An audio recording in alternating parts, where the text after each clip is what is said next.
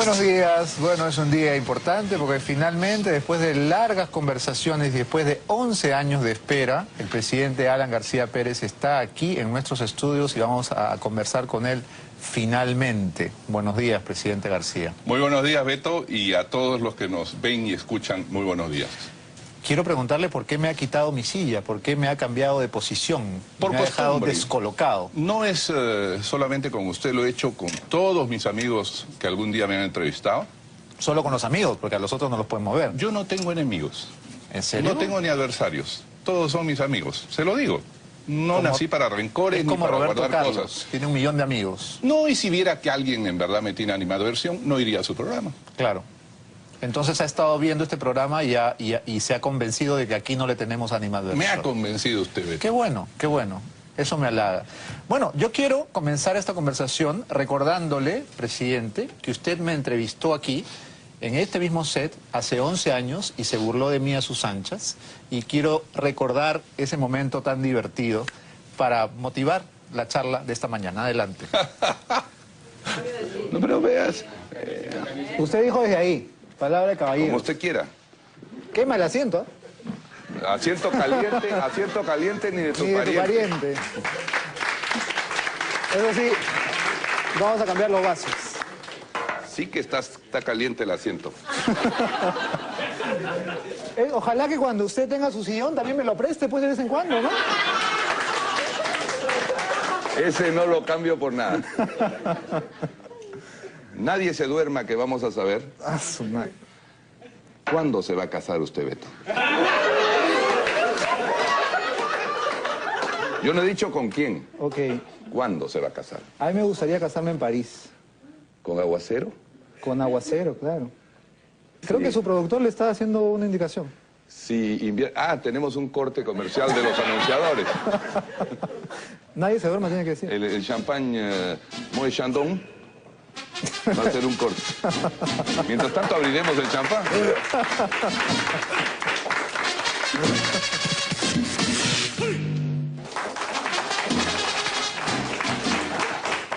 Bueno, continuamos nuestra entrevista de esta noche en Nadie se duerma con Beto García y estamos entrevistando... ¿Cómo que Beto García? Un momentito. Un momentito. ¿Es Beto Ortiz o Alan García? ¿Cómo Beto No, García? estamos entrevistando a Alan Ortiz. Ok. Pero ¿por qué no, ¿por qué no Usted no brindamos se reprime, Beto. todo el tiempo? Las 24 horas Es del un día. reprimido. Total. ¿Y en qué cosas se reprime? En todo. Por ejemplo. Por ejemplo, las ganas que tengo de tomarme su champán. ¿Y qué otras ganas tiene? Sapo, ¿no? Zapazo, zapazazo. abra algo por fin. ¡Ay, qué maldad! ¡Qué maldad! O sea que esto de cambiar los asientos es una tradición, es una cábala. ¿Qué flacos estábamos, presidente? ¿Qué jóvenes y qué guapos éramos? Los dos. Éramos. Bueno, era usted. No, yo nunca he sido guapo. En realidad tenía más pelo, tenía otros dientes. Usted tiene la misma cantidad de pelo, no se le ha caído. Y los mismos dientes, ¿ah? Y los mismos dientes. Sí, sí, Yo claro. tengo otros. ¿Y cómo Pero es eso? tengo más kilos. Pero tenía ¿Usted cómo más. está? Usted ha bajado. Bueno, en ¿Ha bajado también? en dieta eterna, un poquito. No, bastante. La vida es un conflicto. Una batalla. Con los kilos, sí. Sí, claro. ¿Pero lo sufre o ya se acostumbra? No tengo problema. Ah, para mí es una tortura siempre. Pero que usted Pocas quiere cosas verse tan como un ricas. Adonis, pues quiere No, verse es como un imposible. hombre esbelto. No soy Jason Day. ¿Envidia a Jason Day? Totalmente. Y a propósito, de nuevo, ¿cuándo se casa? Todavía no se puede en el Perú. Yo pensé que el presidente García iba a permitirlo, pero todavía no es legal. Es cierto. En algún momento lo será, eso no lo dudo. Tengo fe. Me casaré viejito, con andador. Más vale tarde que nunca, Beto. ¿Cuántas veces se ha casado, presidente? 2 veces. Solo 2. Sí. ¿Es cierto que la primera vez fue a escondidas? ¿Fue un matrimonio...? No, yo estudiaba en Europa en 1975. Yo estuve 5 años fuera, nunca volví al país. Y tenía una novia universitaria con la que me casé a través del recurso del poder notarial. ¿Se casó casó mi padre por mí, Se casó en ausencia. en ausencia. Y eso no es tan romántico, Yo ¿no? me reía mucho porque decía, me casé por poder. Y me divorcié por no poder. Entonces... Pero, ¿quiere decir que usted no asistió a su boda? No, no pude asistir. Eso, mi padre se casó por mí en el municipio de San Isidro. Y después la señora viajó Usted estaba a en Europa. París. Así es. Claro. ¿Y prefirió no venir? ¿No podía venir? No, porque... era también un problema de dinero, ¿no? Ah, claro. Era estudiante. Así es. Y luego se volvió a casar y se volvió a divorciar. Aún no estoy divorciado. No, No, solo separado. sí. ¿Y las separaciones son lo dramáticas que desde fuera parecen? ¿Hay que repartir la porcelana, la vajilla, la cuchillería? No, eso no es un problema con una persona tan profundamente emocional como la señora Pilar. Yo jamás tendría ningún problema de eso, ¿no? Y ha sido tan caballero que ha dejado su casa de toda la vida. Pero la casa es siempre de la señora. Eso es una regla. Eso es una regla. Y de los hijos, ¿no? Y naturalmente. ¿Y los hijos se quedan un poco con el corazón partido o ya no? Yo me imagino, pero son mayores, ¿no? Entonces trabajan todos ya, están en Estados Unidos 3 como profesionales trabajando. No, ya no estudian, trabajan allá. ¿Son abogados. 2 abogados y 2 médicos? 2 abogados y un médico. ¿Y un médico? Y una bióloga. De manera que... Y una escritora. Y una escritora, esa es, parte de otra. Esa es la más famosa de todas. Ah, sí, y la más cercana a su corazón, según Así usted. es, totalmente, sí. Entonces... We love Carla. A pesar de que usted se burló de mí cuando presenté su libro. Yo me burlé de usted. Me burlé de mí, se burló Nunca de mí. me burlo de las personas. Bueno, hizo bromas en la presentación del libro. No la bueno, recuerde. ese es otro tema, ya lo olvidé. Pero esta separación o distanciamiento lo ha obligado a cambiar de estilo de vida. ¿Se ha vuelto usted más solitario, más encerrado en sí mismo? Bueno, de hecho, contra lo que piensan muchas personas, yo no soy un hombre muy sociable, no soy un clubman, ni soy una persona que tenga un grupo permanente de amigos y que sale a los cines o a los teatros. Tiene pocos amigos. Pocos, pero muy buenos, primero. Y en segundo lugar, dedico mi tiempo básicamente a leer, ¿no? Creo que eso es, ya a la edad que tenemos ambos, es la mejor compañía a veces un libro, ¿no? Totalmente de acuerdo. ¿Y le pasa que le molesta la multitud, la fiesta, el barullo, o lo disfruta? Muy ahí en cuando, si escucho música, yo tengo la enfermedad de la música, entonces cualquiera sea. Y básicamente el ritmo, por ejemplo, a mí me lleva a bailar de cualquier manera. Aunque esté solo. También. Si Sí, usted pone música claro. cuando está solo, usted baila, usted se expresa a través Sí. del ritmo y de la música, que es lo Y se importante. desestresa y se divierte solo. Sí, también. No hay que hacer muchas cosas solitario, Beto, ¿ah? Estoy trabajando en eso. Esfuércese. Voy a tratar. Pero en todo caso, el trabajo intelectual siempre es solitario. A veces es importante conversarlo. Usted tiene una idea, la mejor manera, y eso es parte de lo que digo en uno de los libros, en Pida la Palabra, que es el derecho a expresarnos, el derecho hasta erótico a crear mediante las palabras. Uno necesita comunicar y escuchar el eco o el rebote en la otra persona que añade algo y uno va desarrollando. Y lo mejora los temas. muchas veces. Y seguramente, claro que sí, 2 cabezas piensan mejor que una, ¿no? En una entrevista que le hicieron en La República apareció un dato casi insólito en el que pocos repararon. Decía allí que usted cuando era presidente se iba a lo alto del Cerro San Cristóbal a una especie de caseta de sedapal, Sí. desde la cual veía todo Lima y se encerraba ahí a leer y a tomar café. ¿Esto es verdad o es una leyenda? Bueno, para que no se malinterpreten, no me encerraba a leer literatura o historia, me encerraba a hacer mi despacho, mis decretos, En una resoluciones. caseta de sedapal en la punta del Sí, Cerro que San existe Cristóbal. todavía. ¿Y por qué desde la escogió cual este uno lugar? puede ver. Primero porque no es demagogia ni adulación, pero tengo una pasión por el Perú y por sus rincones tremenda. Y luego ver Lima y ver el Morro Solar, que a mí me trae recuerdos que me conmueven mucho permanentemente, me es a veces una necesidad. Entonces, ver desde una cierta elevación su país, su ciudad, eleva también el espíritu y lo pone a uno en una actitud. Estuve a punto de comprar una pequeña casa en el Cerro San Cristóbal, al lado de un tanque de agua que hay. Hay una casa que valía $10.000. Y yo soñaba con esa casa. El problema es que no había manera de llegar más que subiendo 300 escalones. Y ya eso era complicado, era para mirarla entonces, ¿no?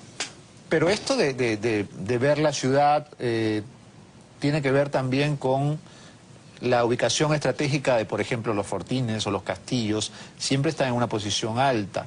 ¿Tiene algo que ver con su predilección por las vistas panorámicas? Porque entiendo que su casa de ahora también tiene una magnífica vista de Lima. Sí, también está arriba. ¿Tiene algún significado? Yo me imagino que debe ser... ¿Feng Shui o algo así? No, yo he tenido siempre la obsesión de que la inteligencia debe ser sistemática, de conjunto, crítica y analítica, ¿no? Creadora. Pero esta idea de interpretar todo como un sistema, entender las cosas como parte de un sistema, integradas dentro de un conjunto, es lo que le da sentido a la interpretación que uno hace de las cosas, ¿no? ¿Es importante entonces el lugar donde uno trabaja y vive? Me imagino que ayuda a pensar permanentemente en el conjunto y no perderse en el árbol en que uno está.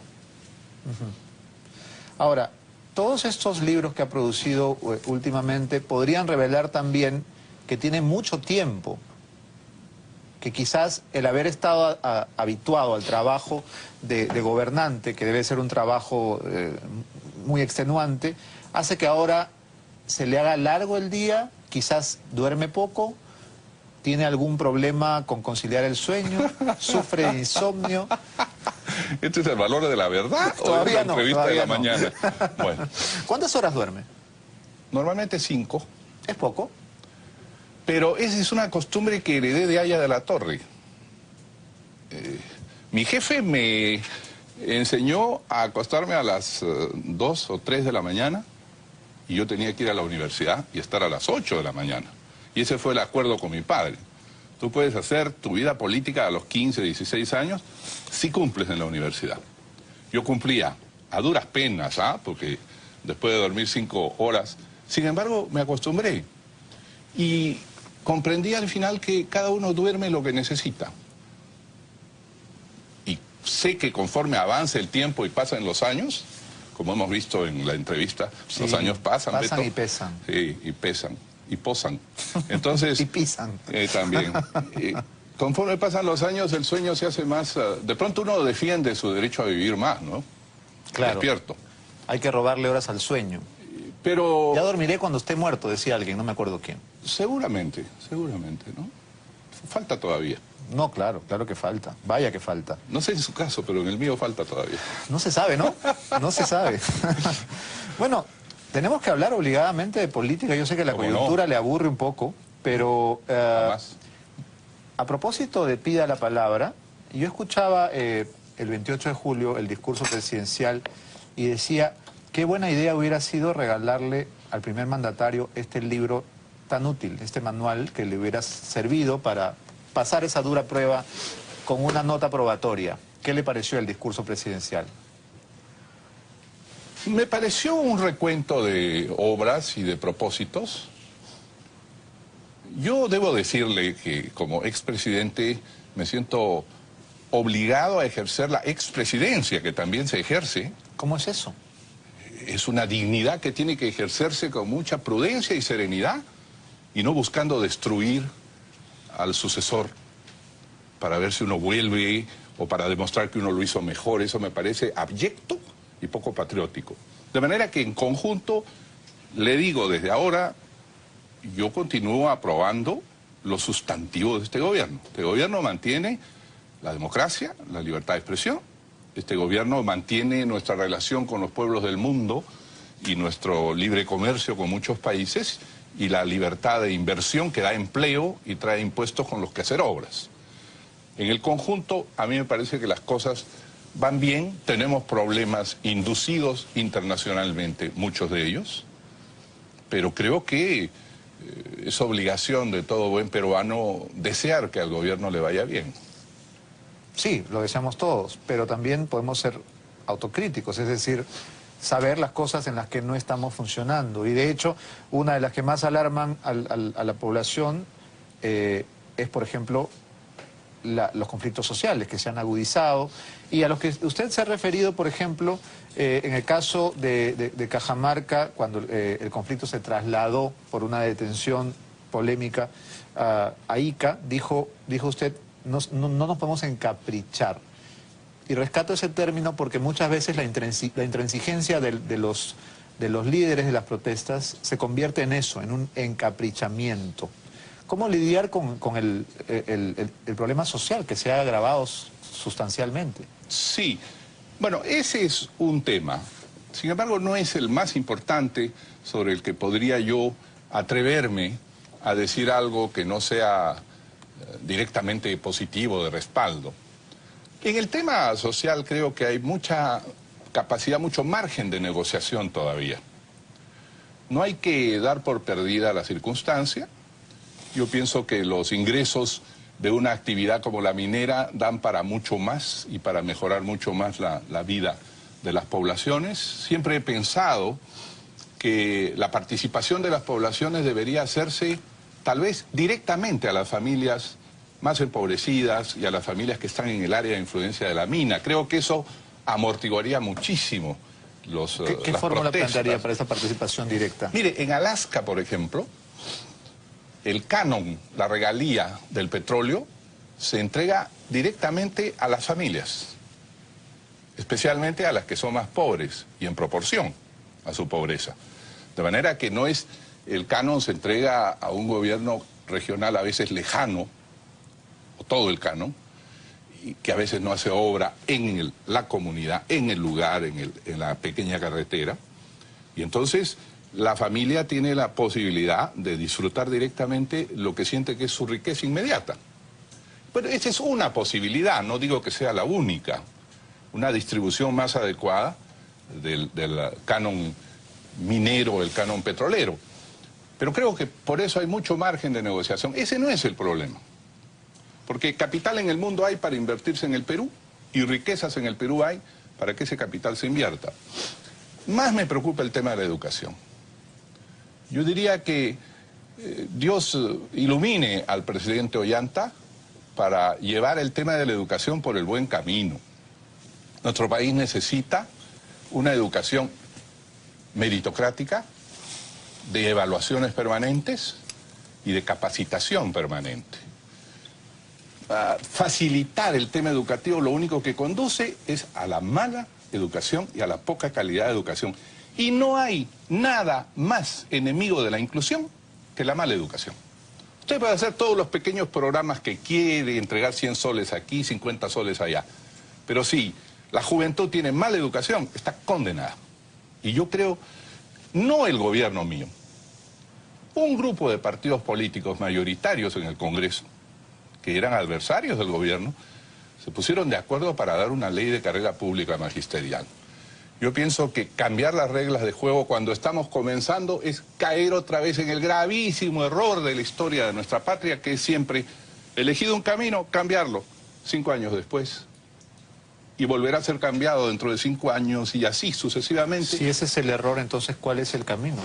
Yo creo que el tema no es un problema de salarios. Allí podría, con el dinero que tiene ahora el gobierno, le quiero recordar algo.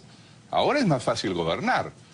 Al terminar el presidente Toledo, el Perú, que todavía no había crecido grandemente, también él lo hizo crecer, hay que reconocer. Pero al terminar el gobierno del presidente Toledo, los ingresos del Estado eran 50.000 millones de soles.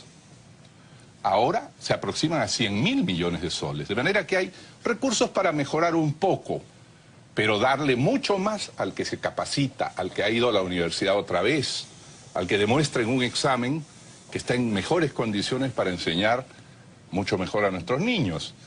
Yo sí pienso eso, el mejor programa social de justicia y de inclusión es la educación. Facilitarlo, hacer una educación a media agua, ¿no? Para no tener problemas con el sindicato. Eso es muy peligroso. Ahora que le reconoce usted méritos al gobierno de Toledo, quería pedirle su opinión sobre este respaldo que ha dado el expresidente al CONARE SUTEP en Puno. El CONARE SUTEP, que es una facción radical con demostrados vínculos con Movadef, está en huelga hace 2 meses en Puno y él ha salido a respaldarlo. Entonces, ¿cómo se entiende la posición del expresidente que respalda al presidente, pero también al CONARE SUTEP? No sé cómo se entenderá, pero no tengo por costumbre opinar sobre opiniones de otras personas, ¿no? Sino sobre hechos concretos. La ley de educación es un hecho concreto. Cambiarla sin haberla experimentado y sin haber hecho en este año más exámenes para que los profesores pasen a la nueva carrera pública magisterial, ganen más. Había que haber pagado más a los de la nueva carrera pública. Usted puede aumentar un poco a quienes forman parte todavía de la gran masa magisterial. Es justo, porque ha subido el precio de la inflación, etcétera. Puede mejorar un poco, pero ponga usted sus ojos en la exigencia, en la evaluación, y dentro de 15, 20 años tendremos un país cualitativamente distinto por la capacidad de nuestros niños. Bien, es un buen punto no opinar sobre las opiniones de otros. Voy a tomar nota de ese consejo. ¿Pero se quedaría mudo usted, señor? No me quedaría mudo. Porque puede opinar, no, puede opinar sobre las actitudes, sobre las posiciones de otros. Y de hecho, tengo la impresión, y esta es una opinión personal, de que Toledo ha elegido ser el Popi de Humala. Esa es mi impresión. La respeto. Gracias por respetarla. ¿Qué le parece la posición de Alejandro Toledo en este gobierno? Bueno, Alejandro escogió el papel de garante, ¿no? Como Mario Vargas Llosa, es decir, vamos a estar al lado de este gobierno para que respete las condiciones democráticas y respete la relación comercial económica del Perú con el mundo, que debe ser lo más abierta posible. En ese sentido me pareció positivo. ¿Un presidente necesita garantes? Así se plantearon ellos. Yo no ¿Quién era su garante, usado el término. Yo no, mi garante era ya de la Torre. Suficiente, ¿no? Pero lo interrumpí. Repito que creo que asumieron un buen papel. Yo quisiera ver las cosas positivamente. No estoy en candidato. Con eso digo todo. No estoy buscando ponerle zancadillas a una persona, buscar el defecto. No, correcto, pero ¿no? un garante tiene que bancarse también los malos tiempos. Es bonito subirse al estrado cuando el candidato gana. Naturalmente. ¿no? Y que la ovación le caiga a uno de rebote. Pero cuando las papas queman, hágase una, presidente Humala. Sí, bueno, esa ya es relación del matrimonio, ¿no? De los socios. Ya eso no nos metamos ahí. En asuntos conyugales. Ok. Vamos a hacer una primera pausa, presidente García. Todavía no he preguntado nada. No se vayan, amigos. Terrible. Esto es Abre los Ojos.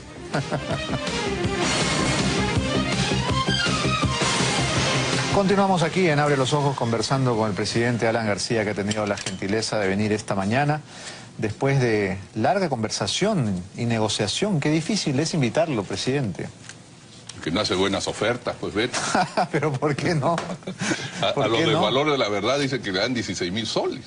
No, así ha salido en el periódico. Si ganan, les dan 50.000 soles. Y usted sería un gran concursante. No, pero aquí en la entrevista debe usted declarar si gané o no. Ah, no, claro, al final daremos el veredicto. Por lo menos un almuerzo. Si fuera campaña, yo estoy seguro que usted vendría. Sacarle un almuerzo a Beto Ortiz debe ser como extraerle jugo de limón a una piedra. ¡Qué barbaridad! Estoy seguro. Usted no me conoce, yo soy Lamentablemente pródigo. No lo conozco, no se ha dejado conocer. Pues. No, yo soy generoso, presidente. Lo que pasa es que la última vez la cuenta era tan cara que la tuvo que pagar usted. Si la pizza nomás no era tan cara. Y unos vinos Chiantis franceses, italianos. ¿Esos no los invitó el dueño del restaurante? ¿En serio? Claro. Ah, ya. Si no pedía. Yo estaba preocupado porque veía unos vinos que nunca había visto en mi vida. Tampoco. Bueno, vamos a dejar de hablar de Toledo y vamos a hablar de Mario Vargas Llosa. Hay una relación de amor-odio, hay una relación de admiración-enemistad, porque en la época en que fue candidato, tuvo toda una campaña que estaba basada en atacar a García, y luego los hemos visto amigos, los hemos visto conversando, incluso él aceptó la oferta de ser el director del Museo de la Memoria, cosa que luego rechazó. ¿Cuál es su relación con Mario Vargas Llosa? Una relación de admiración, porque es un hombre inteligente. No me refiero solamente a la técnica literaria en la cual es un maestro. Me refiero a su versación, a su cultura y a su conversación. Aprecio mucho la expresión oral porque es la más espontánea, la más improvisada y donde uno puede calibrar exactamente el nivel de una persona. Y Vargas Llosa es un conversador fascinante.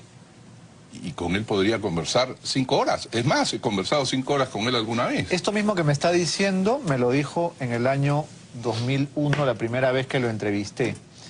Y las relaciones no eran tan amables con Vargas Llosa como lo son ahora. Vamos a recordar ese extracto de la conversación que sostuvimos usted y yo en el Café Oma, un café literario que ya no existe, de acuerdo a testimonio de su hija Carla, que fue a buscarlo y no lo encontró. Es en la cuadra 91 de la calle 15 con 83. Pero ya no tiene libros. Esa era mi oficina. Era una librería café, Sí. Que era una maravilla en Bogotá. Ya no existe, solamente es café. Linda. Vamos a recordar lo que dijo usted de Vargas Llosa en el 2001. Dios mío. Y naturalmente, y yo siempre he dicho, Vargas Llosa pudo ser un buen presidente del Perú, pero le faltó, yo creo que medir o conocer mejor la patria. Y hubiera podido en ese caso decir cosas menos amenazantes. Oiga, o quizás yo me equivoqué, porque a veces uno dice, ¿y qué te costó? Pues cruzar el charco y llamarlo por teléfono. Oiga, Vargas Llosa, vamos a conversar. ¿Usted cree que él hubiera aceptado? Yo no lo sé. Era una época de mucha beligerancia, ¿no? Sí, una época de mucha beligerancia y quizás... pero ¿quién iba a poder medir el destino? Yo no soy un mago, yo no podía saber que iba a venir un monstruo acompañado de un asesino. Yo no podía saber. Entonces, claro, hubiéramos podido decir, oiga, conversemos. Y quizás el presidente pudo llamar a Vargas Llosa. Yo había hablado con él 2 veces. Antes, mucho antes. Pero yo pude intentar hacer una llamada y decirle, hablemos, señor, baje usted su emotividad, baje usted su agresividad, yo la comprendo, pero bájela y pongámonos de acuerdo. Usted va a ser presidente, puede ser presidente. Y yo me voy, yo no quiero quedarme enganchado a reelegirme. Soy un demócrata. Quizás pudimos hacerlo y quizás debimos hacerlo. ¿Lo llamaría ahora? Hombre, yo creo que Vargas Llosa es, después de Haya de la Torre, el conversador más inteligente y culto que yo he conocido. Obviamente, oiga, yo tengo la debilidad de reconocer la exquisitez del intelecto. Y Vargas Llosa es un hombre muy inteligente. Ojalá tenga oportunidad de hablar con él alguna vez. Bueno, le pedí en ese momento a Vargas Llosa que baje su emotividad y usted se refería a un monstruo y a un asesino. ¿Recuerda quiénes eran, el monstruo y el asesino? Usted lo sabe bien. Mejor no volvamos sobre esos temas. ¿Pero ha cambiado su opinión sobre esas dos personas? No. Yo sigo pensando que el mayor valor que existe en la especie humana es la libertad, el derecho al pensamiento y que nadie debe, por ningún concepto o argumento, frenar el derecho a la libertad de las personas. Y la democracia es el sistema que asegura la libertad hasta los límites socialmente aceptables. De manera que quien se pone contra la democracia no está en mi predilección. No. Ahora, esta debilidad por la inteligencia y por la buena conversación, ¿le podría permitir esta mañana decirnos quiénes considera usted los mejores conversadores, los peruanos más ilustrados, los peruanos más inteligentes, quizás, que no deben ser muchos, pero ¿a quiénes reconoce usted? Por ejemplo. Ayer tuve el privilegio de almorzar en casa de Javier Pérez de Cuellar. Javier es una personalidad analítica, de precisión histórica y de visión de largo plazo que fascina. Raúl Vargas, mi querido y directo amigo, el gran hombre de La Voz del Perú en radioprogramas. Que se ha salvado, nadie sabe cómo. Sí, nadie sabe cómo, con todos nuestras pensamos oraciones. que el gordo se nos iba y regresó. Es un milagro y debemos darle gracias a Dios que esta voz que es tan necesaria, tan ponderada, porque Raúl ha aprendido a evitar que nadie apabulle a otro en su propio programa. Está con nosotros, pero es culto, exquisito, analítico, no en vano conversa con el Perú 2 horas o 3 horas por día, desde hace 30 años. Godi Cislo, Fernando de Cislo, el pintor, es una exquisitez para la conversación. Tengo muchos amigos que son excelentes. Mire, déjeme mencionar, por ejemplo, a Mauricio Mulder. Es un hombre con mucha inteligencia internacional, detalle, estudio y capaz de conversar largamente. Esta es una virtud que tienen pocos en nuestro país, donde a veces se reduce todo al monosílabo o a la transferencia de una orden, ¿no? Ahora, ha mencionado usted básicamente intelectuales, artistas, y en otros campos de la actividad humana, por ejemplo, en la ciencia, qué sé yo, en el deporte, la inteligencia no necesariamente está ligada a la cultura, a la erudición. Claro, usted sabe que la inteligencia no necesariamente está ligada a la razón. Mozart, seguramente el gran compositor, el más grande de todos los tiempos, seguramente no podía, no sé, dirigir unas palabras o sostener una entrevista. No podríamos entrevistarlo aquí. Muy difícilmente, pero su inteligencia musical, rítmica, es insuperable, como la inteligencia matemática de los grandes físicos o como la inteligencia espacial de los grandes deportistas. Esa gente anticipa movimientos y jugadas que uno no podría ver, porque son inteligentes. No hilvanan palabras, no hablan bonito, como se dice, o no han leído muchísimos libros, pero tienen otra forma de inteligencia que es tan inteligencia como la suya. Y que es envidiable además, porque por ejemplo, usted es un enamorado de la música, pero comprender cómo un ser humano puede crear música es algo que a mí no me cabe en la cabeza. No sé cómo se puede hacer eso. Además, tienen la virtud, los músicos, yo siempre he dicho que es el lenguaje del alma, la música. Todas las músicas, ¿ah? Desde mi Bartola hasta María Jesús y Pedrito, que se acaba de morir. Pasando por el fado, me han contado. El fado es maravilloso, entristecedor. Es la canción típica portuguesa, para explicarnos. Tristísima. Muy triste, pero maravillosa. En el fondo, todos tenemos un rezago, un fondo de tristeza permanente, porque finalmente somos seres temporales, limitados, que nunca alcanzaron todo lo que quisieran. Y los latinoamericanos tenemos un alma melodramática, ¿no? Algunos. ¿Usted no? Nosotros los andinos. Más. Nosotros, los andinos, tenemos, sí, esta cosa de una historia interrumpida, de ser, en realidad pues no somos totalmente indígenas ni somos totalmente blancos, somos mestizos, somos un proceso en camino, y en el camino tenemos frustraciones y sentimos que algo nos falta. Esa es la tristeza. Cosa diferente son los argentinos o los brasileros, ¿ah? Los brasileros tienen más inflación que el Perú, menos empleo que el Perú, más problemas que el Perú, y están felices. O los caribeños. También. Por eso es que me gusta mucho Nelson Pinedo y el inquieto Anacobero. ¿Qué escucha Daniel en su casa? Santos. ¿Qué escucha cuando está solo? Me imagino que escucha ópera, no sé por qué. Bueno, la ópera, ¿por qué me gusta? Primero porque la ópera es a la vez teatro, poesía,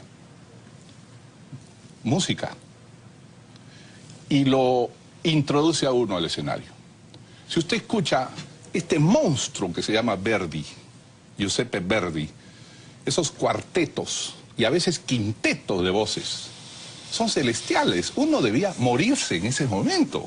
Ese sería el momento adecuado para morirse. Es la música perfecta para morir. Es perfecta. Es perfecta porque uno siente ya la identidad del espíritu. Dios debe ser musical. Dios debe ser una armonía. Pitágoras decía que las estrellas cuando giran hacen un movimiento que es musical, pero ya no lo escuchamos porque nacimos con él y nos hemos acostumbrado. Dios debe ser armonía. Si existe un cielo así como pensábamos los niños cristianos y católicos, debe ser un mundo de armonías donde Verdi debe ser uno de los primeros. Uno de los ángeles.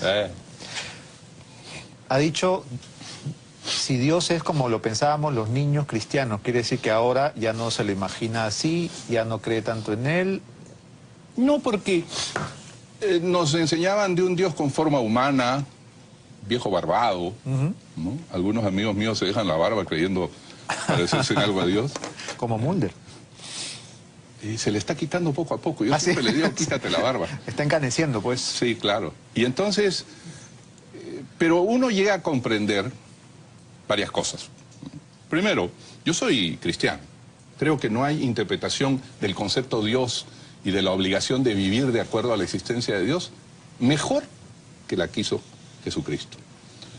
Pero mi idea de que la creación continúa, que no es obra de los primeros 7 días, sino que nosotros somos, a través de nuestros actos, parte de la creación de Dios. Y estamos creando cosas. La ciencia, el arte, la música, todo eso es parte de la creación de Dios, que continúa. No es un proceso que se agotó y terminó. Que Dios no está en las alturas ni en el cielo, sino dentro de nosotros y también en el átomo. Y es un hálito, un impulso, una energía superior, con una forma de conciencia que no es como la nuestra, que sabemos que estamos aquí y que nuestra muerte seguramente nos acercará a disolvernos en esa forma de espíritu. Es lo que he llegado a concluir después de dar muchas vueltas sobre el tema. También he pensado en el tema, ¿no? Y entiendo que ha leído y releído la Biblia. Muchísimo. ¿Por qué le gusta tanto leer la Biblia? Básicamente soy de los evangelios. A mí la vida de Cristo para mí es fascinante. ¿Escribiría algo sobre Cristo? Pensé escribir desde un punto de vista pagano. Yo lo que siempre he pensado como hombre político es lo siguiente. Cristo es una encarnación de Dios, Cristo es un espíritu de Dios. Pero, ¿cómo lo veían realmente los judíos de la época, sus discípulos? Usted sabe que Cristo tenía un enorme problema. Ni sus discípulos le creían.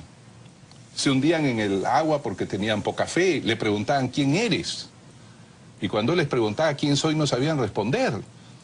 Y algunos creían que era un rey guerrero que iba a tomar el poder en Jerusalén, y a la entrada de Jerusalén, la madre de Jacobo y Juan le dijo, deja a Simón y Pedro, y a Pedro y Andrés, y toma a mis hijos a tu lado ahora que llegas a tu gobierno, a tu reino. Tenían una interpretación muy materialista y política de su vida. Entonces yo intenté hacer un evangelio desde el punto de vista de un judío antirromano que interpreta a Cristo como un líder antirromano. Los 12 apóstoles como partido político. Alguna vez se lo he comentado. Había lo que llamaríamos el presidium, que eran Jacobo, Juan, Pedro y Andrés, que eran los más cercanos. Había el secretario de Economía, que era Judas, justamente, el hombre de la bolsa, le dice Juan, porque él llevaba el dinero. El de Economía siempre es Judas, ¿no? Bueno, eso dicen otros ministros respecto al MEF. Pero... Y luego Cristo tenía... A ver, si usted interpreta esto, a ver, mire, leyendo las cosas al revés. Cuando dice el centurión romano, porque muchos creen que Cristo es un revolucionario judío en contra de los romanos. Y el centurión se acerca y le dice, Señor, no soy digno de que entres en mi casa. En realidad le está diciendo, Señor, tú no puedes entrar a la casa de un romano. ¿Lo está diciendo al revés? Lo está diciendo al revés. Es un código para decir, Cristo es de los judíos. Entonces, creo que para Judas, por ejemplo, que era Celote. Celote era un judío extremista, antirromano, militarista. Él es Iscariote porque es del pueblo de Cariot, que era un pueblo revolucionario en la época.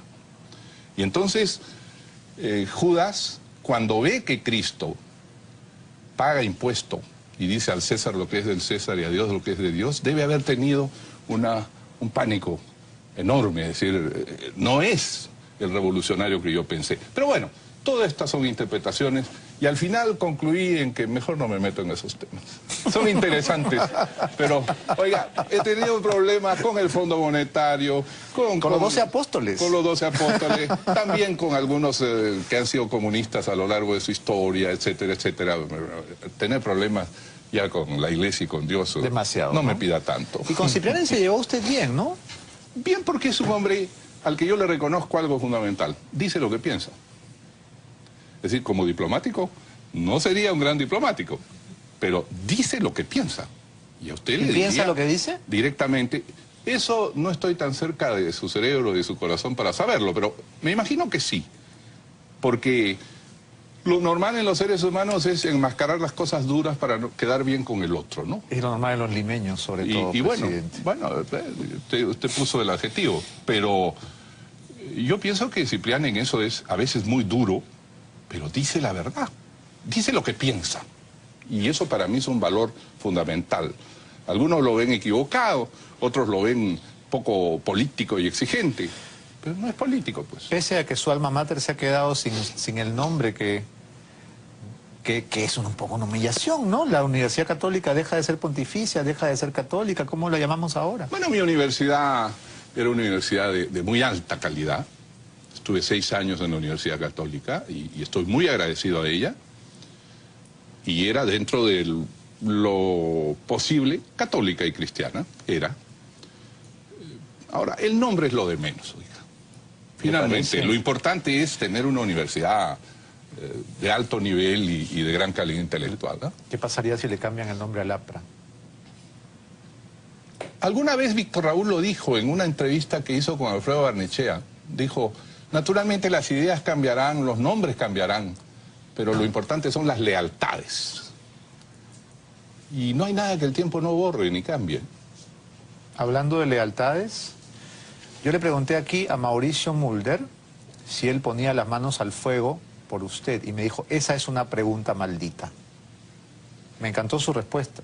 Del Castillo, una semana antes, me había dicho que no ponía las manos al fuego ni por Chan, ni por Alan, ni por nadie.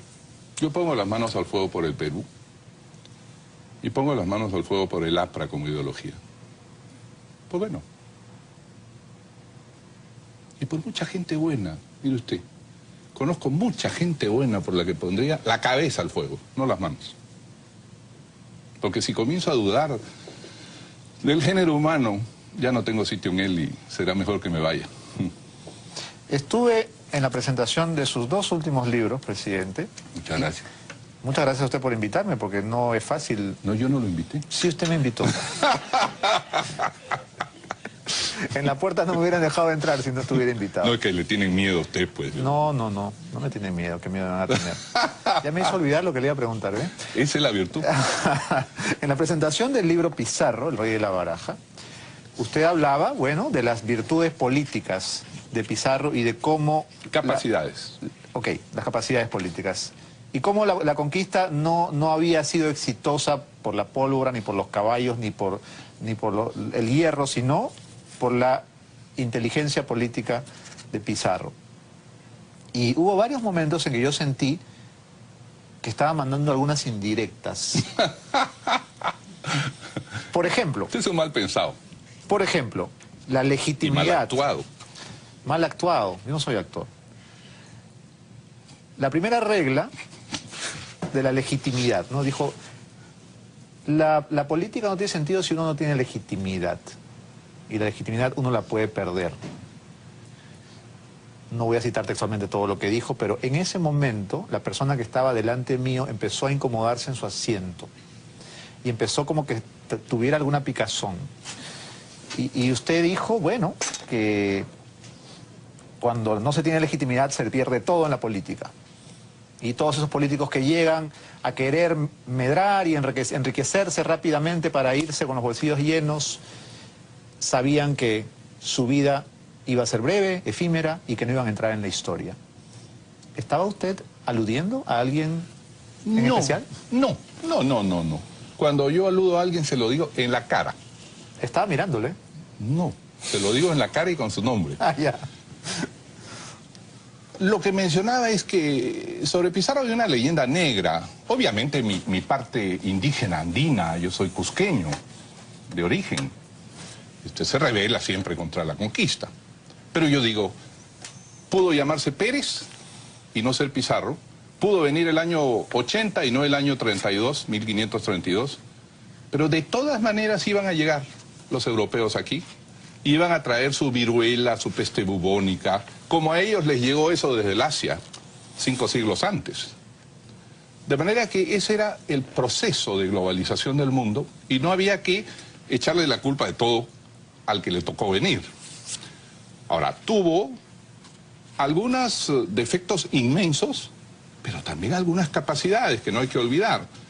Siempre se le presenta como un porquerizo, que no fue, como un analfabeto. Nunca Pizarro crió chanchos. No. Eso es una leyenda En para... absoluto, vivía con su madre, la ropera González, y después se fue a Sevilla, nunca cuidó chanchos. Esto está documentado. Pero además... Que no tendría nada de malo, ¿no? No tendría nada de malo, pero así lo presentaban sus enemigos de la época. Ya en 1540 escribían que no solamente había cuidado chanchos, sino que se había amamantado de una cerda. Bueno, así era. Como Rómulo y Remo, con la leyenda, loba, ¿no? La leyenda, bueno, una loba está mejor que una cerda. Bastante mejor. Pero además decían, este hombre vino a levantar todo el oro e irse. Muchos españoles vinieron a adueñarse de lo que pudieran a la mala y irse. Pizarro nunca quiso irse del Perú. Pizarro quería fundar un país, un reino para él. Su ambición era política y su ambición era, yo creo, la gloria.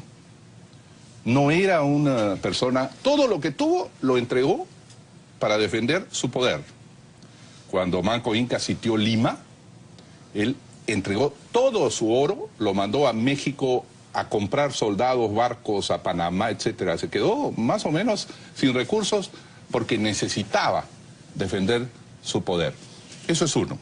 Pero lo segundo es que él siempre fue suficientemente hábil para tener la legitimidad del rey. Él hizo un contrato con el rey.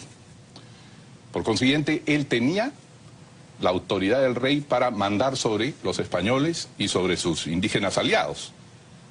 Eso es legitimidad. Él sabía que sin eso podría ser muerto en cualquier momento, podría ser desobedecido por todos. Y entonces una de sus reglas políticas que está en el libro es mantener siempre escrupulosamente la legitimidad. Ahora, 5 siglos después, ¿qué cosa es legitimidad? Legitimidad es ser elegido por el pueblo y respetar escrupulosamente la Constitución. Eso es legitimidad. Una de las reglas del libro, la 15ª, para ser exactos, Pizarro evadió las responsabilidades y las atribuyó a otros. ¿Esto es una virtud política? No digo que sea virtud, es una regla política de él. Pero no es virtud, porque no echarle las culpas a otro claro, es una maldad. Pero es una regla con la que él actuaba. Es una estrategia. Por ejemplo, mire usted lo que hace este hombre. Este hombre, cuando desembarcó en Tumbes, sabía que Atahualpa estaba en guerra con Huáscar, pero que todo el Perú estaba en contra de Atahualpa. Él se demoró 4 meses en Piura, haciendo alianzas, y al final obtuvo que todos, el Chimo Cápac, el gran jefe de la Federación Chimú, se comprometiera con él a entregarle 1.200 personas como soldados por cada pueblo. De manera que él avanzaba con decenas de miles de indígenas que estaban furiosos contra los abusos de Atahualpa. Y los del sur, el Cusco, los Soras, los Lucanas, en fin, todos estaban también en contra de Atahualpa. Lo que él hizo fue organizar a todo el Perú en contra de Atahualpa.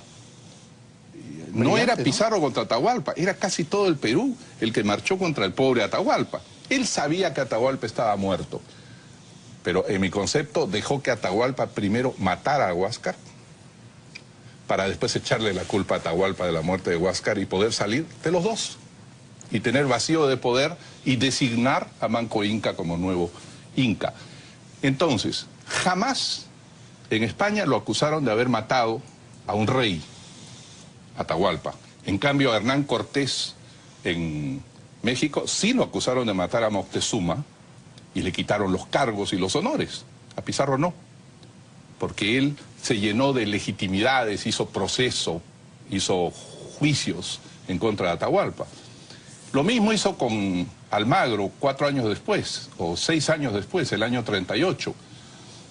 Él dejó que su hermano Hernando derrotara y después ajusticiara ilegalmente a Diego de Almagro. Y la culpa cayó completamente en manos de Hernando Pizarro.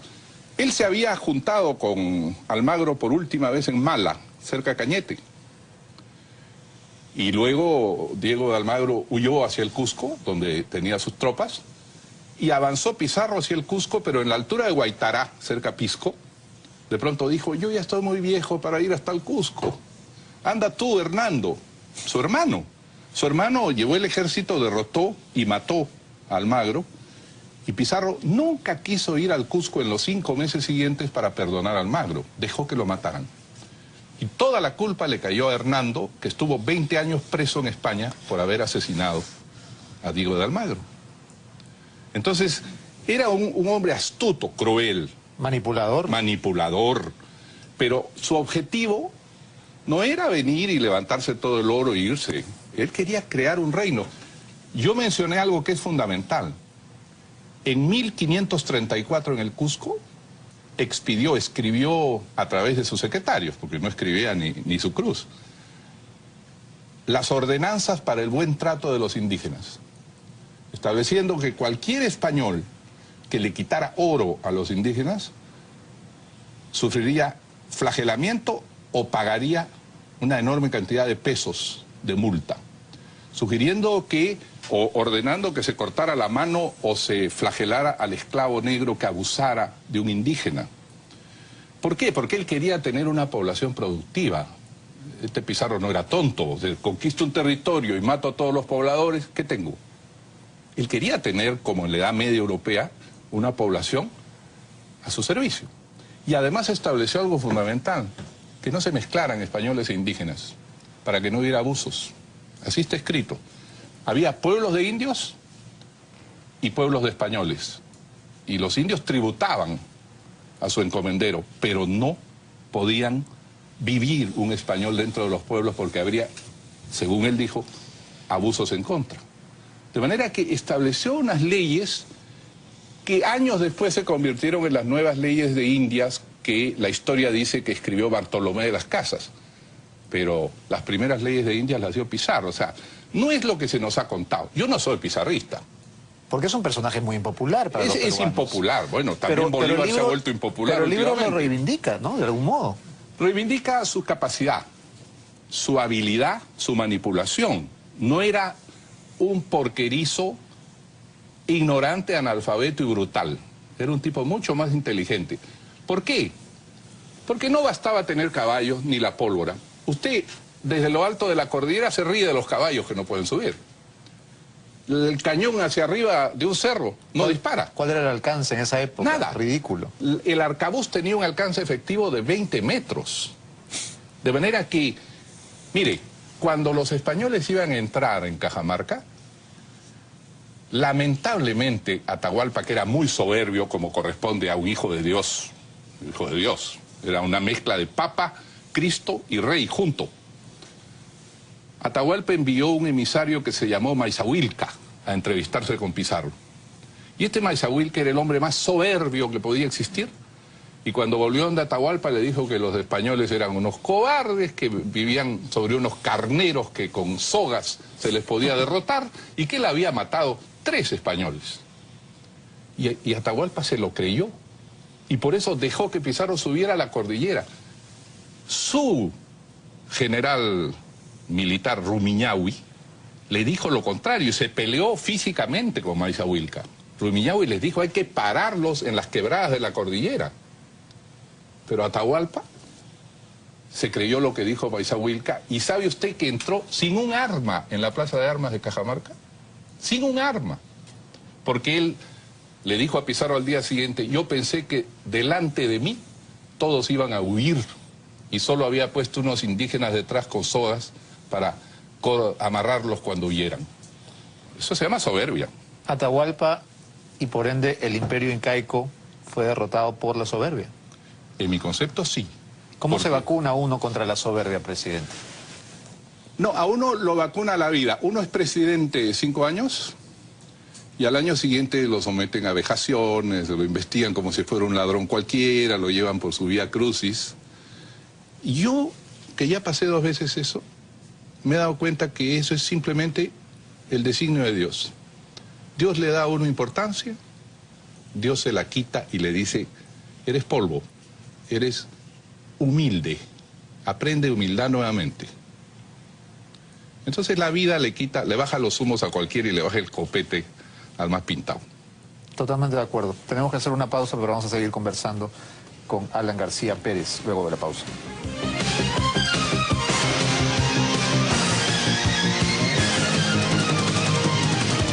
Continuamos conversando de todos los temas humanos y divinos con el presidente Alan García Pérez, que ha venido esta mañana a visitarnos. En aquella cena tan bien rociada en la pizzería, usted me contó algo que yo quiero contarle a nuestros televidentes.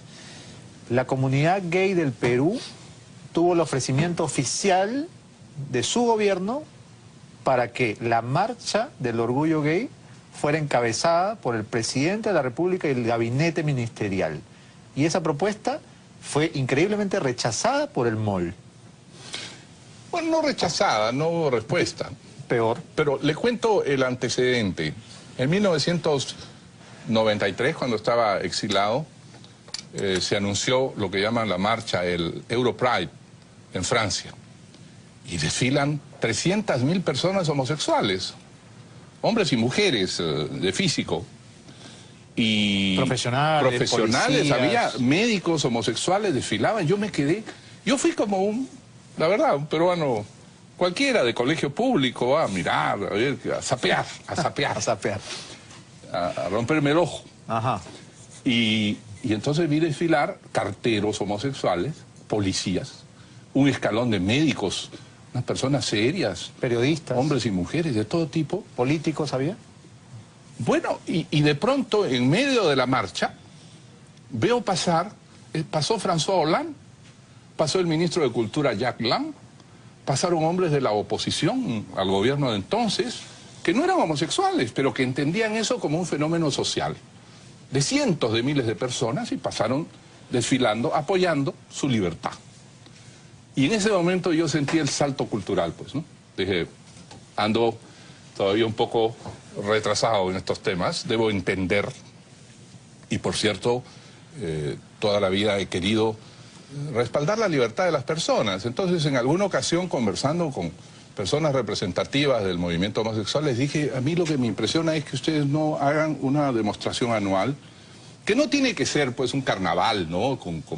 Que a veces van... Que no debe ser. Lamentablemente, con bikini, con látigo. Entonces la gente el periodista solo toma eso, pues. Obvio. Y parece una cosa así... Un carnaval barato. Carnaval barato, cuando es una cosa seria, es un problema humano, como tenemos todos problemas de injusticia, tenemos problemas de todo. El problema es la falta de derechos. La falta de derechos, por eso. No, porque la gente tiene derecho, en mi concepto, mientras no haga daño, a ejercer su libertad, como quiera. Ese es mi principio. El otro día una amiga, periodista lesbiana, Viviana Melzi, me decía, los gays no deberíamos pagar impuestos ni multas de tránsito, porque como no tenemos derechos, porque vamos a tener deberes. Bueno, ya es un aprovechamiento.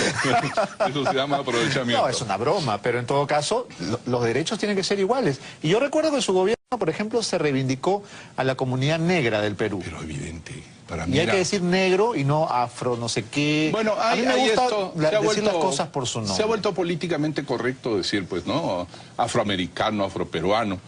Opción sexual. Si yo fuera negro, sería negro. Y de hecho tengo, según mi mamá, que es la historiadora de la familia, tengo de negro. Y por eso me gusta la música, a ti te gusta el ritmo, te viene por ahí. Bueno, pero así es, pues, y me encanta. Me encanta porque pone una cierta altura en la forma física. Entonces un día, conversando con Marta Moyano, digo, sí, hemos cometido tal cantidad de abusos contra la raza negra. ¿Usted sabe lo que es arrancar? Millones han arrancado de Senegal, de Angola, niños, viejos, como animales, traerlos encadenados, y cuando aparece un barco que supervisa, los tiran a todos al fondo del mar encadenados. ¿Usted sabe lo que es eso? Y flagelarlos y tratarlos como objetos durante siglos. Entonces hemos cometido tal cantidad de ignominias y de crímenes contra estas personas que tenemos que pedirles perdón. Hay que pedirle perdón. Y entonces hicimos un acto que yo sentí profundamente, que es uno de los pocos que me han emocionado, como el Día del Analfabetismo, y les pedí perdón desde el fondo de mi corazón como presidente, ¿no? Yo pienso que hay que liberar, usted sabe, a lo largo de tantos siglos, cómo se ha perseguido, cómo se ha denostado. Hasta en la Cuba socialista perseguían a las personas homosexuales. Hasta ahora. Eso es una cosa, pues, una barbarie, tonterías, ¿no? Pero ¿sabe qué? Yo creo que contribuye mucho al prejuicio el hecho de que la gente todavía use la palabra homosexual como insulto. Y le pongo un ejemplo concreto. Cuando un periodista, amigo mío, publicó un libro en el cual sugería una identidad sexual en Víctor Raúl Aya de la Torre, todos se sintieron ofendidos. Si a mí me dicen, tú tienes ancestros negros, yo no me ofendo. Si me dicen, tú eres cholo, yo no me ofendo porque soy cholo. Y si no lo soy, no me parece una ofensa, porque ni cholo ni negro es insulto. Sin embargo, gay sí es insulto, porque automáticamente hubo una reacción de furia. ¿Cómo van a decir que Aya de la Torre era homosexual como si homosexual fuera insulto? Si es mentira, pero no es un insulto. Es verdad. ¿No? Y a mí me encantó escucharlo, presidente, en Colombia, hablar sobre ese tema que era como un tema tabú, impronunciable, que nadie se atrevía a preguntar. Yo se lo pregunté y usted me lo respondió de una manera que yo siempre recuerdo. Vamos a ver el video. ¿Víctor Raúl Aya de la Torre era homosexual? Yo nunca vi un indicio de nada en él. Lo que sí sentí es que él sabía que cuando había un líder, si usted era, por ejemplo, un muchacho inteligente que se proyectaba como líder, él sabía que si mañana usted se casaba y tenía 3, 4 hijos, la vida se lo iba a llevar. Y usted se iría a buscar alimento para sus hijos, trabajando, y se olvidó de la política. Entonces él tenía en eso un misoginismo. Él quería guardar. Yo por eso cuando me casé, y que me casé por primera vez en 1973, yo guardé en secreto mi matrimonio, porque sabía que ante Víctor Raúl él iba a decir cómo el hijo de Carlos García ya se casó tan joven, ahora se va a ir, va a tener 10 hijos, como tantos líderes que se le fueron. Pero yo nunca vi, se lo digo, lo acusaron de eso y Víctor Raúl, que no es una acusación finalmente. Pero en ese momento lo era. Lo era y era terrible ver un estigma. En un periódico que todavía está ahí, todos los días ver una caricatura del viejo vestido como una mujer. ¿Cómo nos dolía, no? Ahora quizás me dolería menos y diría, pobre gente bárbara que está diciendo esas cosas. ¿Había prensa chicha desde entonces? Siempre ha habido prensa chicha en el Perú, Beto. Siempre ha habido. Me gusta escuchar esta respuesta porque, de hecho, no es una acusación. Entonces, al final, el ofendido, no sé si me dejo entender, no es la persona que se alude, sino es toda una comunidad. No sé si me explico. Si yo soy gay y usan la palabra gay como insulto hacia otra persona que no lo es, ¿a quién están ofendiendo? Claro. No, tiene razón. Y reiterando el tema de Víctor Raúl, en efecto, yo he vivido con el viejo. He estado en la casa, la Vía Mercedes, años. Yo nunca le vi ningún gesto, signo. Tal vez en mi primera juventud me hubiera llamado la atención, confieso, tal vez. Pero es que son dos cosas diferentes. Pero nunca... El amaneramiento es una cosa y la homosexualidad es otra. No, Víctor Raúl era el antiamanerado. No, Víctor Raúl era como una especie de sargento vigoroso. Y los griegos y los espartanos eran unos gladiadores. Creo que Tito Livio decía de Julio César, marido de todas las mujeres y mujer de todos los hombres, ¿ah? No, ¿Ah, sí? Sí, claro. No sabía el gran eso. Julio César. No sabía eso. La personalidad más importante de Europa. Tenida. Bueno, pero Víctor no. Víctor lo que tenía, insisto, era...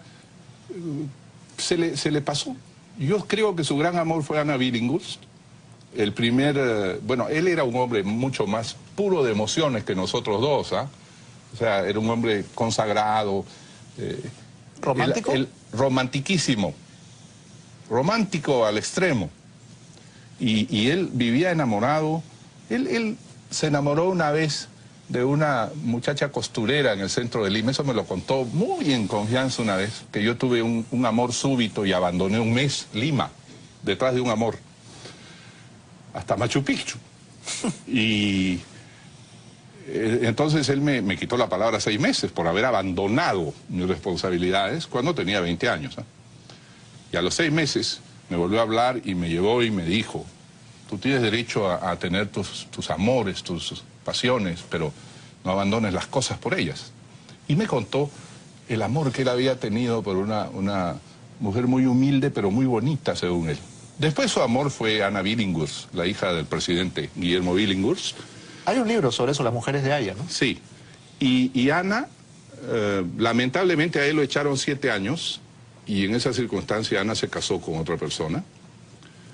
Pero después se murió esa persona y Víctor Raúl sostuvo una relación itinerante con ella, e inclusive una de sus casas de escondite quedaba a 2 cuadras de la casa de Ana Billinghurst, donde él pasaba algunas temporadas, ¿no?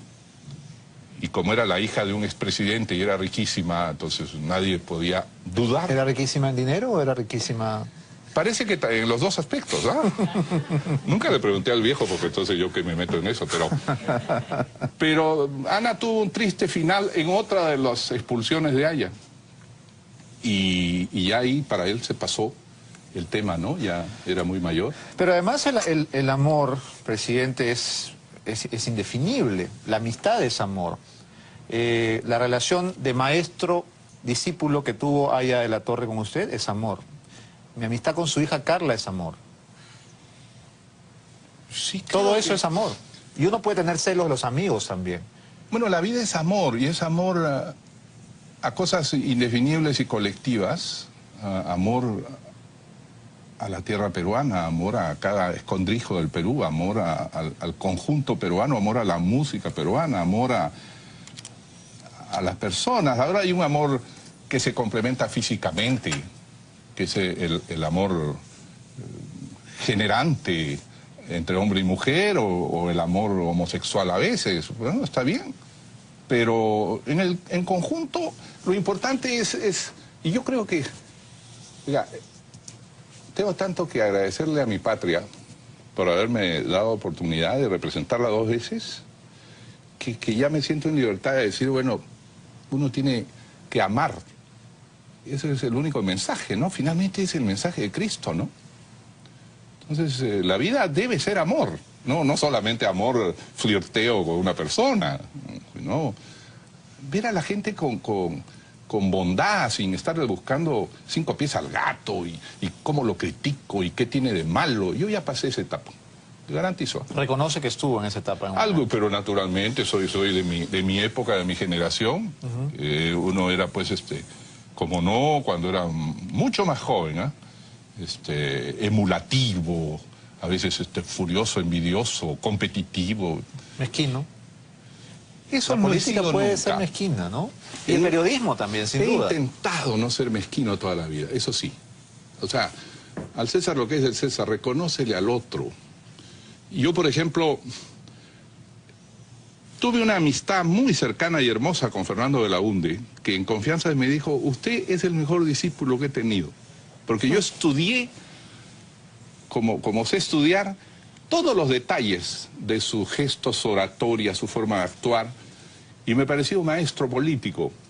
Y además una persona que tomaba una altura, una lejanía, y nunca mostraba furores, cóleras. Eso me impresionaba mucho, y siempre lo he querido aprender.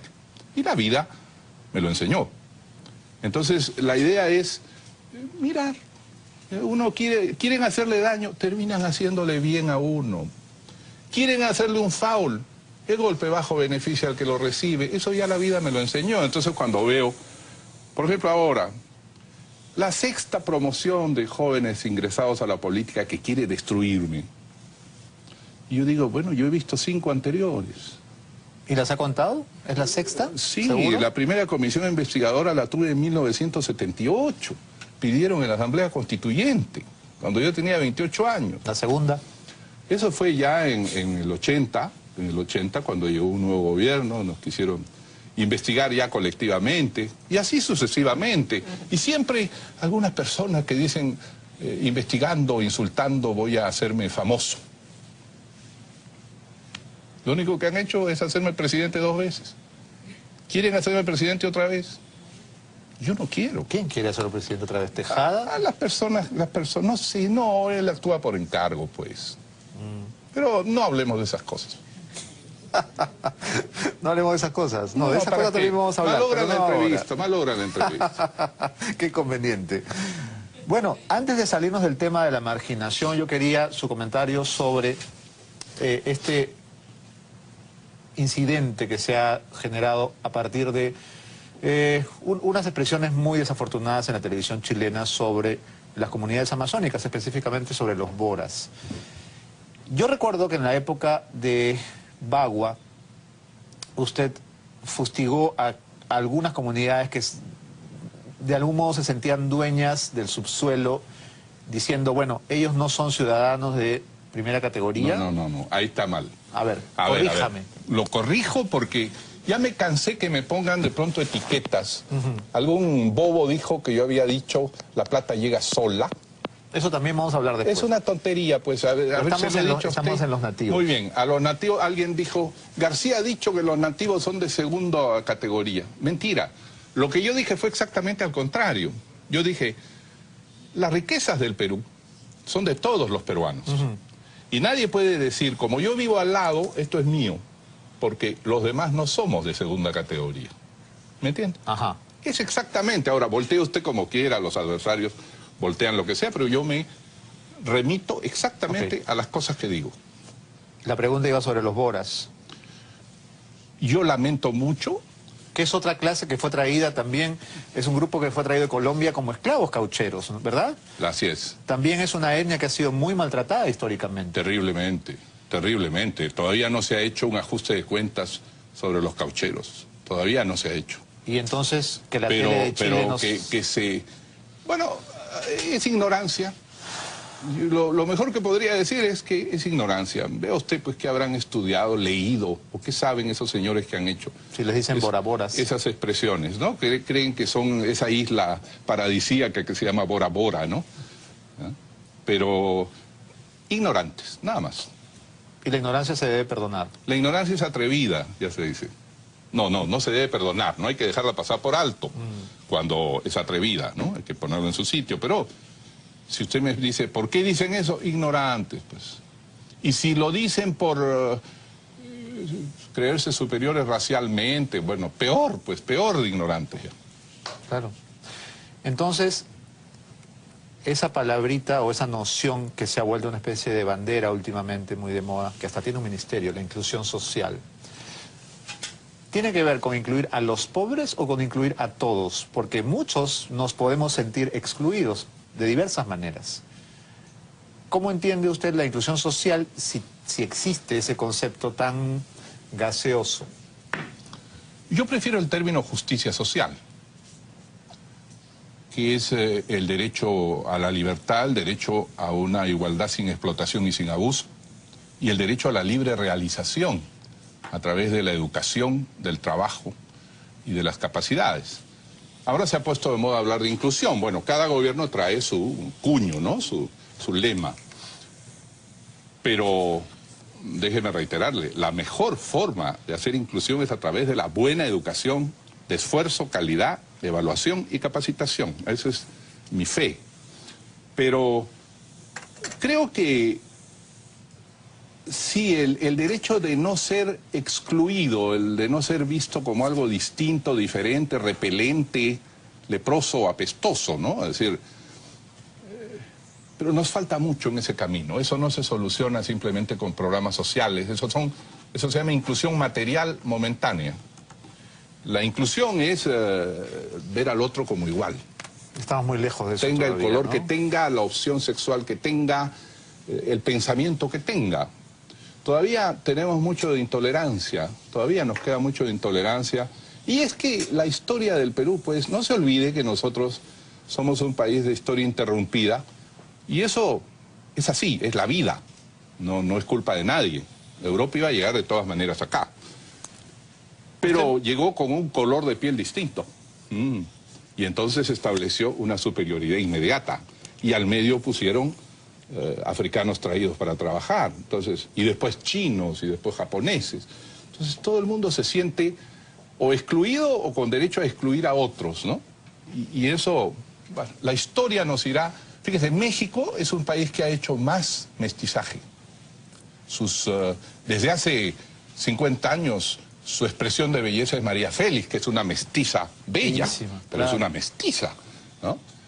En eso tenemos artistas maravillosas que expresan, yo soy admirador de ese tipo de belleza peruana, e inclusive internacionalmente, yo creo que tal vez sin planteárselo, pero Jennifer López ha hecho muchísimo. Sin duda. Por la raza y por la belleza latina, para mostrar que Cholo es beautiful, ¿no?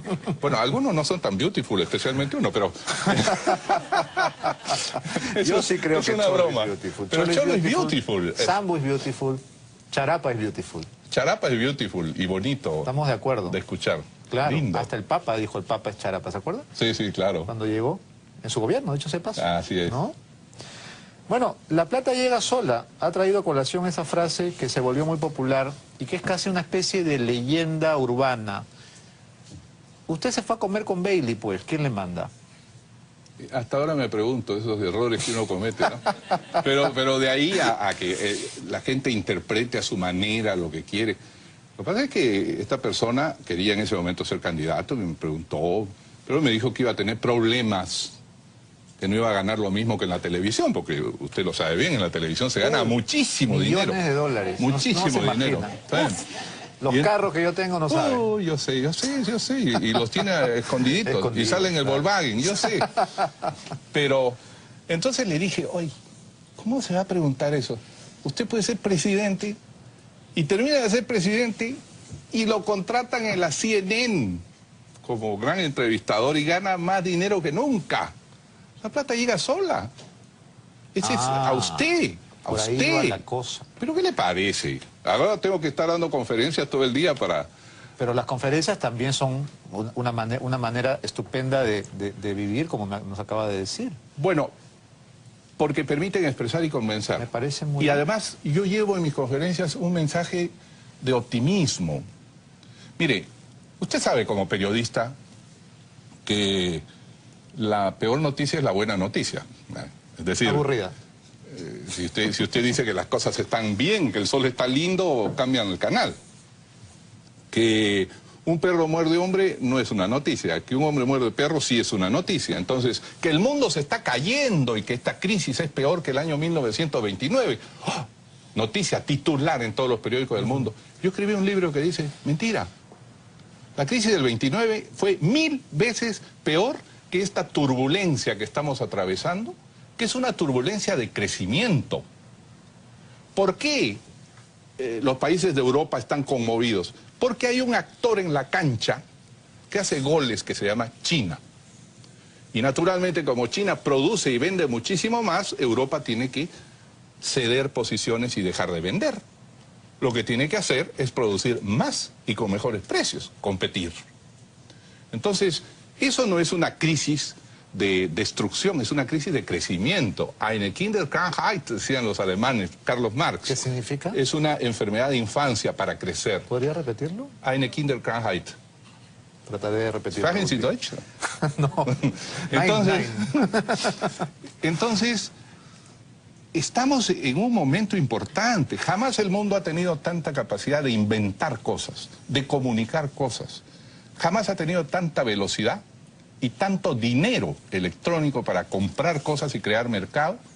Y jamás el mundo ha tenido un mercado de consumidores que desde su computadora pueden comprarse una bicicleta en la India si quieren y generar trabajo en la India. Ahora, el productor del Perú debe estudiar eso y producir una mejor bicicleta. Para eso sirve la educación, como ocurrió en Finlandia. Entonces, yo llevo un mensaje de optimismo, les digo, señores, no se dan cuenta que la ropa está quedando pequeña, es un problema, porque estamos creciendo. Éramos 1.500 millones hace 100 años, ahora somos 7.000 millones, y de todas maneras comemos mejor en promedio y consumimos mucho más que hace 100 años. Entonces vean con optimismo el mundo, ese es mi mensaje a la juventud. Va a tener un mundo mucho más en crecimiento y en satisfacción que el que nosotros tuvimos y el que nuestros padres tuvieron, ¿no? Quería preguntarle, antes de terminar este bloque, sobre su exilio. Quienes hemos estado forzosamente fuera, sin poder regresar al Perú, sabemos que es una de las experiencias más dolorosas, no poder volver a casa. Y usted estuvo 11 años entre Colombia y París, sin poder regresar. ¿Cómo resumiría esos años que comenzaron con la persecución del 5 de abril.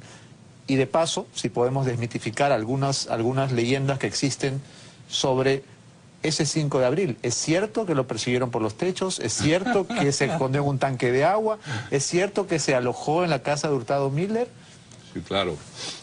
El 5 de abril fue un episodio de violencia física muy grande, en mi caso, porque estando allí, y estaba Jorge del Castillo conmigo, de pronto 200 hombres del ejército, de la división de Chorrillos, cercaron la casa, apagaron las luces de toda la cuadra y comenzaron a propalar por un parlante que salga Alan García con las manos en la cabeza. Carajo, ese término. Y digo, ¿y qué tanta agresividad? Entonces, ahí descubrí la fuerza que tiene auditivamente el disparo. Ah, pensé que el carajo. No, el disparo es superior a eso. Saqué 2 pistolas que tenía y vacié las caserinas al aire en la oscuridad para que los vecinos se enteraran, porque creí que era un atentado de Sendero Luminoso. Eso creía yo en ese momento. Y eso demoró el asalto de la casa. Y me dio tiempo para correr, cosas que uno descubre en la desesperación, que a uno le da más flexibilidad y más agilidad. Se volvió un gato. Tanto no. Porque Tanto trepó no. los techos. No me halague de esa manera. No, pero yo me trato de imaginar cómo trepó. No, como cualquier persona asustada. La adrenalina hace La que no. adrenalina, como lo explico en el libro, para hablar hay que tener miedo, porque sin adrenalina uno habla mal. Bueno, entonces, para huir también hay que tener miedo, y la adrenalina permite que uno salte 5 metros. Luego con una escalera subir y huir por los techos de las casas hasta una casa amiga, que fue la de Juan Carlos Hurtado, al cual, de hecho, creo que le debo la vida, ¿no? ¿Tanto así? Sí, estoy seguro. ¿Era su Estoy vecino? seguro porque además yo me iba a defender a pistoletazos. Tampoco es que yo me dejo agarrar. No, señor. No nací para eso. A mí no me pone la mano encima nadie. Y entonces, estuve ahí 3 días. Después de ahí logré salir con una estratagema maravillosa. ¿Que no nos la va a contar? No, gracias a la hija Pero de ya Juan pasó Carlos. tanto tiempo, ya lo puede contar. Pero, lo he contado en un libro que escribí que se llama El mundo de Maquiavelo. Y eso me permitió después ya abrir el camino al destierro, ¿no? Y yo sí quisiera decir que ni amigos ni enemigos les deseo el destierro, porque usted puede vivir en París. La gente dice, qué bien vive en París. O en Nueva York. Es una cárcel. Es una cárcel. Usted está encarcelado en París, que ya no tiene ganas ni de salir a la puerta. Es decir, ¿para qué? Si estoy encarcelado. Yo quiero ir al país. Y he estado 50 veces en la idea, y Jorge del Castillo me disuadía, porque le decía, me voy a meter por Leticia, me voy a meter por Tacna, y preparaba todo para entrar por Chile, sin avisar. Yo he fantaseado igual cuando estaba fuera. Y Por entonces Leticia es más decía, fácil, ¿ah? Por el río es más fácil. por el río es más fácil, convertido en una piraña, ¿no? Entonces, O en un paiche, según sea el caso.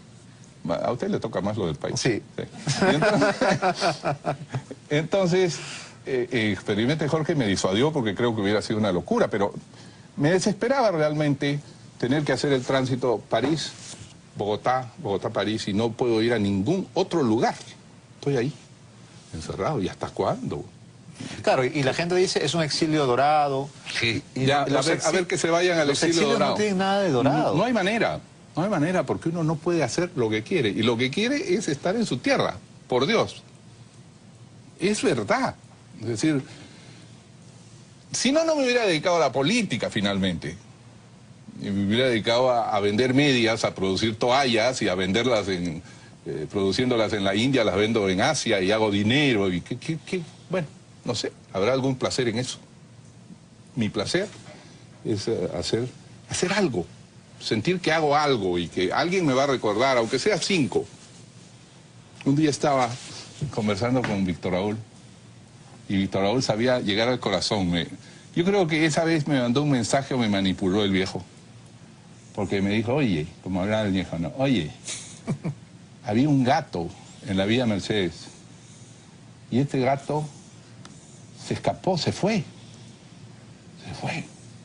Pero esta mañana estaba en el dormitorio y entró el gato. Me dijo, volvió el gato. me dijo, siquiera un gato es fiel al jefe del APRA. Y yo me puse a llorar. Yo me puse a llorar porque...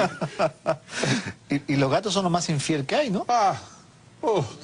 ¿O los apristas son más infieles? ¿Ah? ¿O los apristas son más infieles? No, los compañeros son de una fidelidad. Eso de no hay animal más ingrato comienza mal, ¿ah? Sí, no, prefiero no decirlo. Mejor no repita ese refrán. Sí, ese refrán es un poco racista. ¿Cómo era? No lo voy a decir en televisión. ¿Y por qué no? Rechácelo, pues. ¿Que lo rechace? Sí, es que cada uno le pone lo que quiere, ¿no? Claro. Hay unos que ponen hasta sexo. Paloma y gato y algo más, ¿no? Sí. La paloma también es ingrata, ¿no? ¿O no? No, mi paloma ha sido muy grata siempre. Me permitió ganar la elección del 85. Usted piensa mal. Es una sola. Es la misma Usted piensa paloma. mal. ¿Por qué tiene que sexualizar las cosas? No. Hablando de paloma, Rómulo le puso una chapa con paloma. Paloma de parroquia, dijo. ¿Quién? Rómulo. No sé. En todo caso, la paloma es un animal maravilloso que simboliza la paz. Lleva mensajes, simboliza la paz, está el Espíritu Santo representado en él. Y yo tengo un recuerdo inefable con las palomas porque siempre la gente, los compañeros en los mítines me llevaban palomas, pues, ¿no? Suelta la paloma. Y entonces aprendí que a la paloma hay que coquetearle, hay que quererla inmediatamente y se adicciona a la persona. ¿En serio? No, por eso los magos hacen cosas con palomas. Uno le acaricia y exactamente cuando uno la acerca a la cara y a la boca de la paloma cobra una confianza enorme. Entonces yo sé todo esto. Y en el Paseo de la República había 300.000 personas, una maravilla de concentración, muy emotiva. Y alguien, creo que Luciana León, me llevó una paloma blanquísima. Bueno, yo hice lo que hay que hacer, la solté al aire y comencé a hablar. Y la paloma volvió y se paró en mi hombro. Y después se paró en mi cabeza. Y después fue una cosa, pero insólita. Pero ¿sabe qué?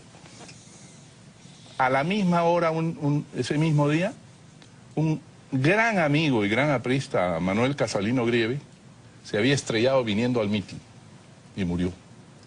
Entonces, de alguna manera yo entendí, esto tiene otro significado, ¿no?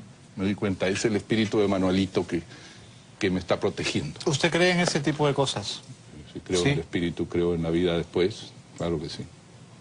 ¿Y cree que la vida da ese tipo de señales? Creo que la vida está llena de señales de Dios, ¿sí? Que hay que saber atender, de verdad. Descifrar. Descifrar, comprender y obedecer.